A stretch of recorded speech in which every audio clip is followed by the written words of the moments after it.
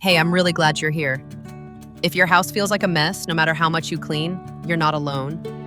Some nights I'd look around and feel like I was drowning in stuff. Not just the laundry piles or the cluttered counters, but the mental clutter too. And honestly, it wasn't about cleaning harder. It was about decluttering smarter and changing a few tiny habits that made everything feel lighter. So today I'm sharing 10 daily habits that helped me declutter our home and our minds without spending all day cleaning. Let's get into it. Tip 1. Focus on just 3 things and let the rest wait. There were so many nights where I felt like I'd been cleaning all day, but somehow the house still looked a mess. I was tired, constantly moving, constantly picking up, but it never felt done. Then I tried something simple. Every day I just focus on 3 things, and I let everything else wait. For me, it's these 3: clear the kitchen counters, rinse or wipe out the sink, make the beds. That's it. I don't worry about vacuuming. I don't worry about folding every load, just those 3. And honestly, it changed everything, because when those spots are clean, the whole house feels cleaner, even if the floor still needs sweeping or there are toys out. I usually do this before I sit down for the night. It takes maybe 10 minutes. But the next morning, the space feels calm. Like I'm starting from neutral, not from behind. Keeping a clean home isn't about doing everything. It's about knowing what actually makes a difference. And if this feels like a good first step, tomorrow I'll be sharing something that might help you take the next one, especially if you've been meaning to finally let go of the things that no longer serve you. So, stay tuned. I think you'll find it surprisingly doable. Now let's move on to the next tip 1 that turns every walk through your house into a tiny act of decluttering. Next up, tip 2, take something with you. One thing that helped me especially on the busiest days is this simple rule: never leave a room empty-handed. It sounds small, but it's changed how I move through the house. Instead of walking past the clutter a dozen times, I just pick up one thing as I go. A cup from the nightstand. Bring it to the kitchen. A toy near the stairs, toss it into the basket going up. Even if it's just a hair tie or a sock, one thing is progress. I keep a little basket at the bottom of the stairs. Throughout the day, I toss in anything that needs to go up.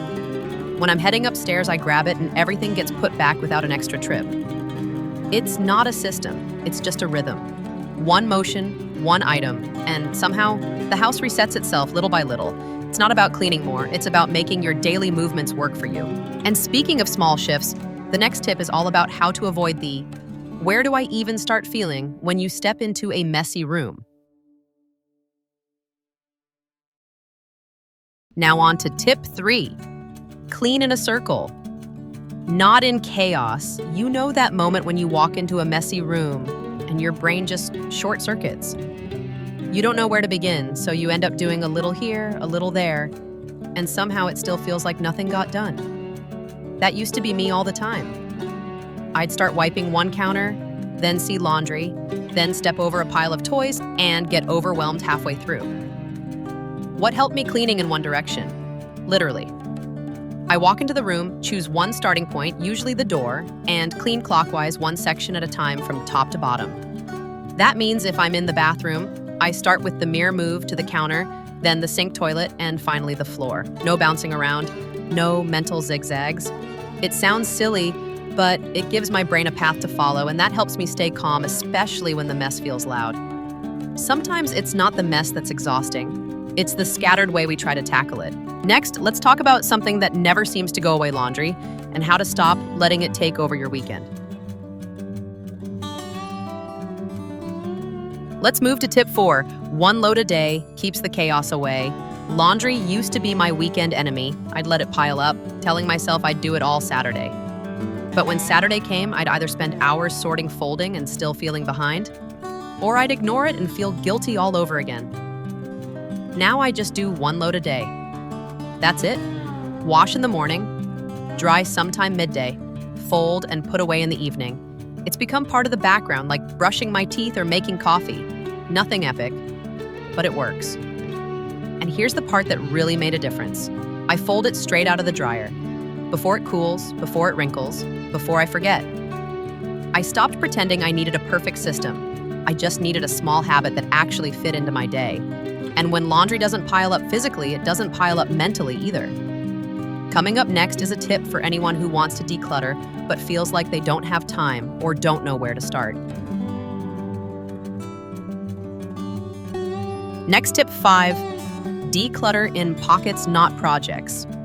I used to think decluttering had to be a whole event, like clear the weekend, pull everything out of the closet, make a giant mess, and hope I finish before I run out of energy or patience. And honestly, that mindset stopped me from starting at all. What finally helped was this. I stopped waiting for the perfect time and started looking for small pockets instead.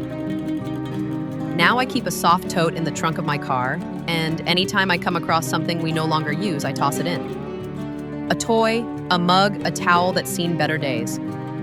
When the bag's full, it goes to donation. Simple as that. If I have 10 minutes before dinner, I'll declutter one drawer. Not the whole kitchen, just the junk drawer, or one shelf in the bathroom, or 5 random hangers in the closet. Decluttering doesn't have to be dramatic to be effective. It just has to become part of your flow. And speaking of little habits that add up, the next tip is one of my favorites. It turns every trip up and down the stairs into something surprisingly productive. Tip 6, end the day with a reset, not a collapse. There's this habit I used to have. I'd finally get the kids to bed, walk into the kitchen, see the mess, and just sit down. I'd tell myself I'll deal with it tomorrow. But tomorrow always started messy. And that set the tone. So now I give myself just 10 minutes, nothing more to do a nightly reset. I don't aim for perfection. I just bring the house back to neutral. That means loading the dishwasher, wiping the counters, fluffing the pillows, and turning off the lights in each room as I go. It's not about deep cleaning, it's about mentally closing the day. And weirdly, it helps me relax more because when I sit down, I know things are taken care of, and when I wake up, the house feels peaceful, not behind. End your night with intention, not avoidance. Your future self will thank you.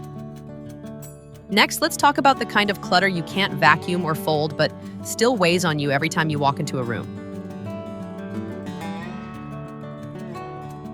Tip 7. Clear the surfaces that speak the loudest. You know that feeling when everything's technically clean, the floors are vacuumed, the dishes are done, but your home still feels off.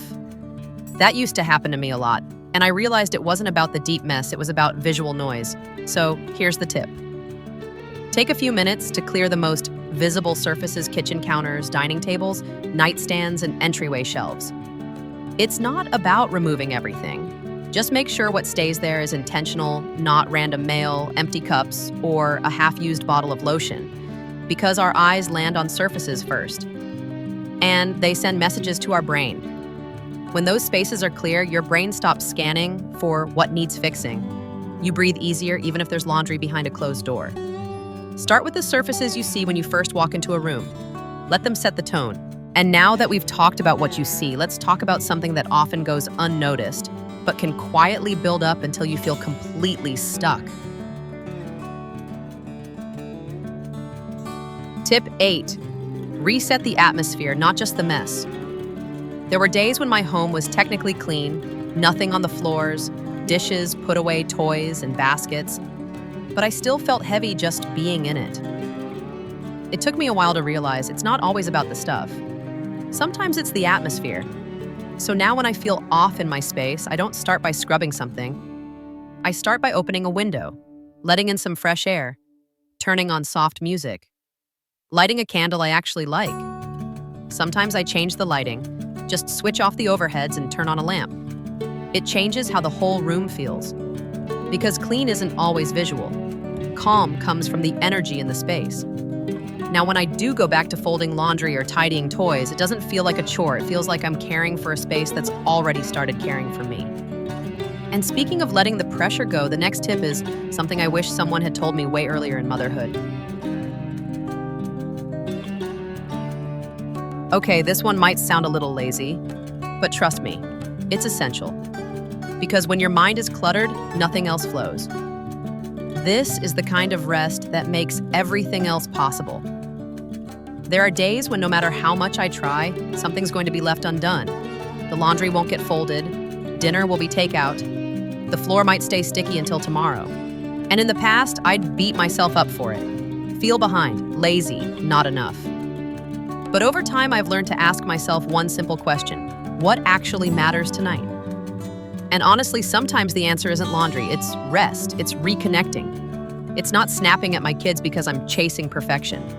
Now I try to let things go on purpose. Not because I gave up, but because I chose peace instead. I'll light a candle even if the sink isn't empty. I'll sit on the couch even if the toys aren't picked up. Because a peaceful home isn't a spotless one. It's one where the people inside feel safe to breathe. And when your body and brain are no longer overloaded, you can start letting others into the rhythm too without resentment. And here's one last shift that helped me feel less alone, even when no one else is helping. You don't have to hold it all the time. There was a period where I believed that being on top of things meant keeping track of everything, remembering everything, fixing everything by myself. If something was out of place, I'd handle it. If something was left undone, I'd quietly take it on. And it was exhausting. Not because the house was big, but because I carried the whole weight of it mentally, emotionally, endlessly. So here's what I started doing.